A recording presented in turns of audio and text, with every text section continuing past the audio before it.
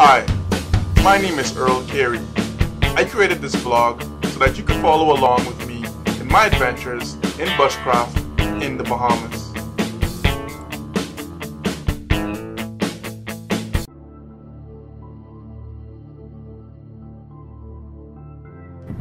When people think of the Bahamas, they tend to think about sandy shores. But not all of our shores are so hospitable. These jagged, razor-sharp, honeycomb rocks would mean disaster to anyone who falls on them. Worse yet, there are many human-sized ditches which often lead to the water below. So a fall here could mean that you were left injured, bleeding, trapped, and waiting for the tide to come in and drown you. Despite the risk, there's something about going to places where I know not that many people travel to that intrigues me.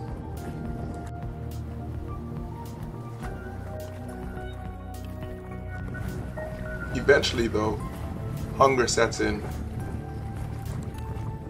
When I started the hunt, a stingray was not what I expected, but it's what I got, so it will have to do. I can camp here, but it would not be pleasant. A short trip further down the coast soon reveals a spot that would be ideal to set up camp. Generally, my preference is not a stingray because there's very little meat. Most of the core are just the organs that we can't eat. On the side is the skin, so there's just a very narrow sliver of meat that we can eat. But in a situation when you're out here in the middle of nowhere and there's nothing else to eat, well, beggars can't be choosers. Now this may not be the biggest stingray in the world, but I want you to take a look at the stinger.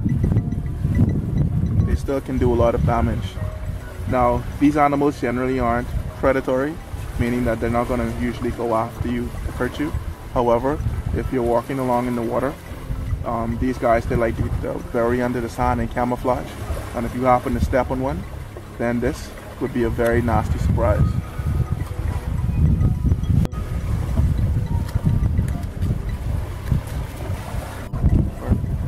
Okay, when we feel the stingray, we can actually feel the bone along the side where the organs are stored. And what we want to do is we want to cut along the side so that we can get the meat while missing as many of the organs as possible.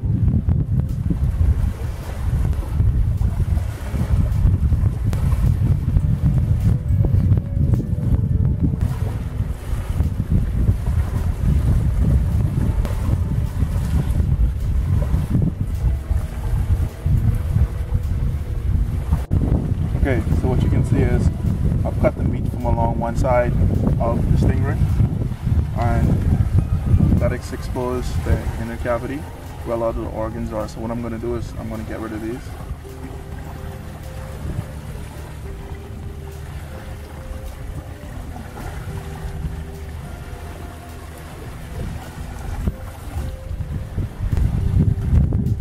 After I clear out the cavity, I rinse everything off.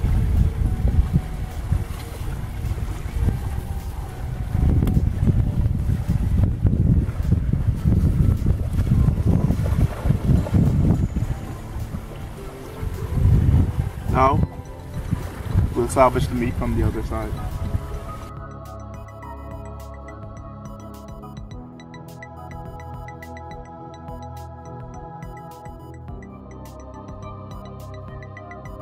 Grab the meat from the wings, and while there's not a whole lot of meat in the center, I'm still going to cook the rest of this because every little bit of meat that I can salvage counts.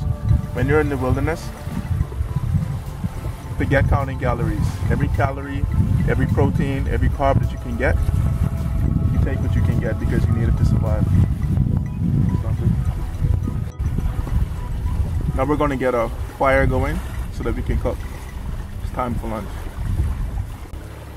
Okay, so what we want to do is we're not going to cook on the open fire. what we want to do is we want to develop a hot bed of embers. So we're going to let all this wood burn down until we have embers. Then we're going to make a hole in the embers, put down some of these sea grape leaves. We're going to put our food on top of it, protect it by another layer of leaf, and then cover it up in ashes so that it can cook slowly.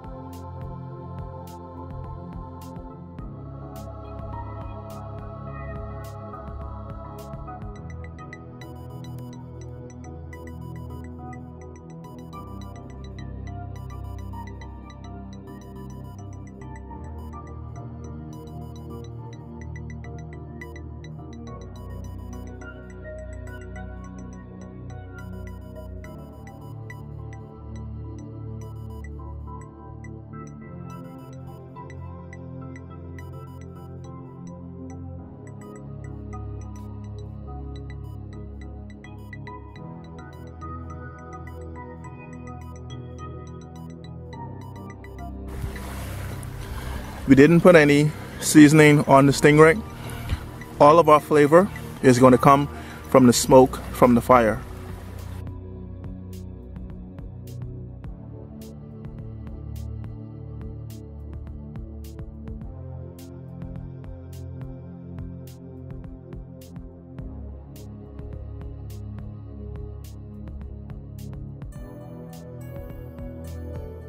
What I'm doing is I'm putting out the open flame because I don't want the meat to burn up.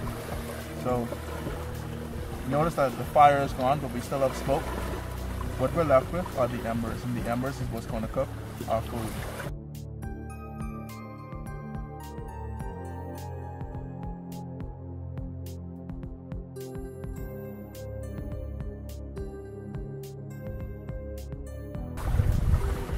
Now, in the wilderness, it's different from the kitchen. In the kitchen, you have a timer, you set things to an approximate amount of degrees, so you always know it's going to take 20, 30 minutes. When you're cooking in the wild, fluctuations in wind, ambient temperature, earth, all these things can influence cooking time. We're going to let this sit here for roughly about half an hour. We'll check it, and if it's not ready, we'll give it some more time.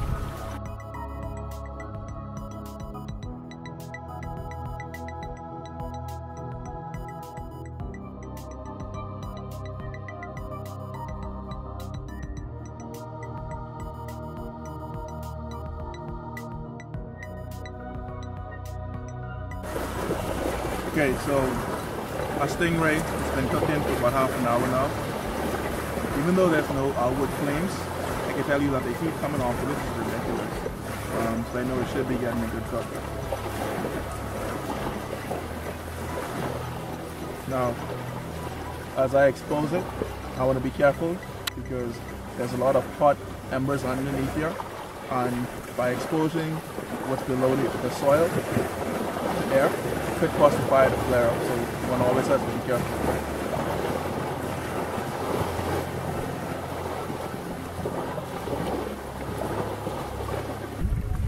This is exactly what I was talking about. As we expose this to the air now, embers turn into actual flames.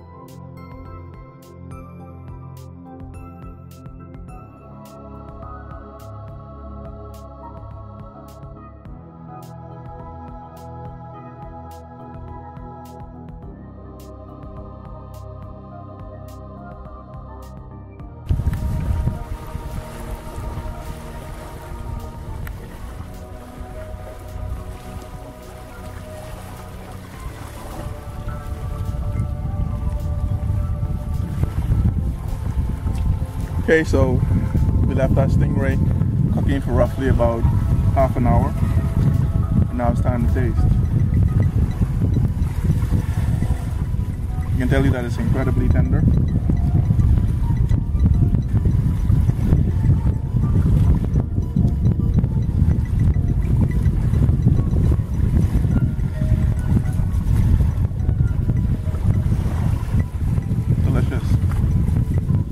Now, if I had access to some salt, some sour, definitely I would have seasoned it, but it's got a nice smoky flavor from the fire.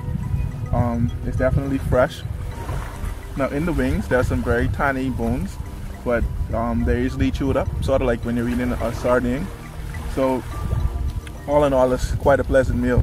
Now as you can see, it's not a huge amount of meat for a person my size, but this is going to give me the energy that I need to get back in the water and see if I can find some more protein. So probably got about another hour or two worth of sunlight, so I'm going to eat and then head back in the water. I wish you guys could taste this.